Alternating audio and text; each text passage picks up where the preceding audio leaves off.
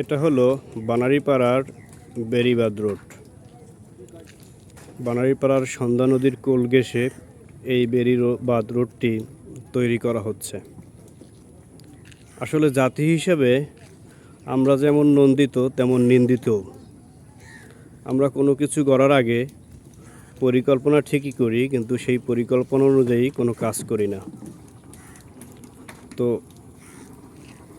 এই বেড়িবাঁধ রোডটি খুব সুন্দর এবং দৃষ্টিনন্দনভাবে যদি করা যেত, তাহলে এই এলাকার মানুষ এবং এই এলাকার যে একটা যানজট, সেই যানজটটা কিছুটা কমে আসতো এবং পরিচ্ছন্ন একটি শহর হিসেবে গড়া যেত বলে আশা করা যায়। এখনও সময় আছে এই রাস্তাটিকে 4 লেন হিসেবে গড়ার। যদি এই রাস্তাটি 4 লেন হিসাবে গড়ে মানুষের চলাচলের জন্য করা হয়, তাহলে অত্র এই বাজারটি একটি ভালো মানসম্মত বাজার হিসেবে রূপান্তরিত হবে। এখানে মালবাহী ট্রাক আসার জন্য যে ধরনের রাস্তা করা দরকার, সেই ধরনের রাস্তা এই বানারীপাড়াবাসীর প্রাণের দাবি।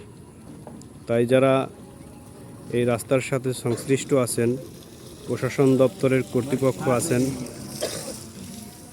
তাদেরকে দৃষ্টি আকর্ষণ করার জন্য আমরা এই ভিডিওটি করলাম, যাতে ভবিষ্যতে এই রাস্তাটি 4 লেন হিসাবে করা হয় এবং এখানে আর যেন কোনো ঘরবাড়ি গড়ে না ওঠে, এর জন্য যারা কর্তৃপক্ষ আছে তাদের সজাগ দৃষ্টি আকর্ষণ করছি। আসলে সত্যিকার অর্থে আমরা নদীকে দখল এবং দূষণ করছি, যার জন্য আস্তে আস্তে জলবায়ু পরিবর্তন হচ্ছে। এর জন্য আমরা সবাই দায়ী। তাই আমাদের নদী, খাল, বিল যেগুলো দখল হয়ে যাচ্ছে, সেগুলোকে রক্ষা করার জন্য সকলেরই সামাজিক আন্দোলন করা উচিত এবং যারা এ ধরনের সামাজিক আন্দোলন করে তাদের সপক্ষে থাকা উচিত।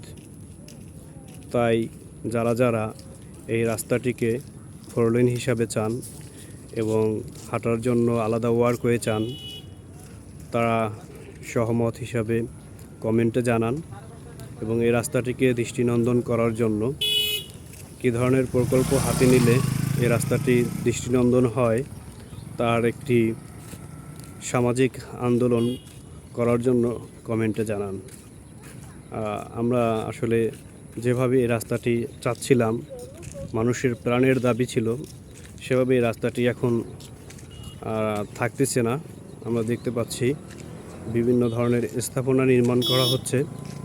যদিও এই স্থাপনা যদি নিজ নিজ জায়গায় করা হয় নিজের, তাহলে সরকারের উচিত সেটা অধিগ্রহণ করে এই রাস্তাটিকে সঠিক এবং সুন্দর মতো গড়ে তোলা, পরিকল্পনা মাফিক। আজকের বানারীপাড়া হিসাবে গড়লে হবে না, আগামীর বানারীপাড়া হিসাবে এই রাস্তাটি গড়তে হবে। আগামীতে যেন 50 বছর পরে এই রাস্তাটির অবস্থা কী হতে পারে, এইটা মাথায় রেখে যদি কর্মযজ্ঞ চালানো হয়, এটা মাথায় রেখে যদি প্ল্যান তৈরি করা হয়, তাহলে কোনো কিছুতেই সমস্যা হবে না। আজকে একটি বিল্ডিং গড়লাম, 10 বছর পরে সেই বিল্ডিংটি আবার ভেঙে ফেললাম, তাহলে দেশের সম্পদ অপচয় হবে, টাকার অপচয় হবে। এই অপচয় রোধ করি, আমরা একটি পরিকল্পনা মাফিক বাংলাদেশ গড়ি, বিশেষ করে এই রাস্তাটি গড়ার চেষ্টা করি। ভিডিওটি অনেক দীর্ঘায়িত হবে, এর জন্য দীর্ঘায়িত না করে আপনারা কমেন্টে জানান এবং এই ব্যাপারে সামাজিক আন্দোলন গড়ে তুলুন, যেন এই রাস্তাটি দৃষ্টিনন্দন হয় এবং এই রাস্তাটি যেন একটি আকর্ষণীয় রাস্তায় পরিণত হয়। সুন্দর পরিবেশ যেন এই রাস্তাটির অব্যাহত থাকে, এই দাবি আমরা সকলেই উপস্থাপন করি।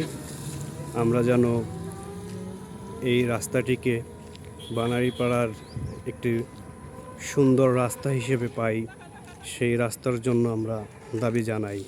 আমাদের বানারীপাড়াতে প্রাণ ভরে নিঃশ্বাস নেওয়ার মতো যে রাস্তাটি আছে, সেই রাস্তাটি যেন আর দখল না হয়ে যায়, এ ব্যাপারে আমরা অবশ্যই সজাগ থাকব, এই কামনা করছি।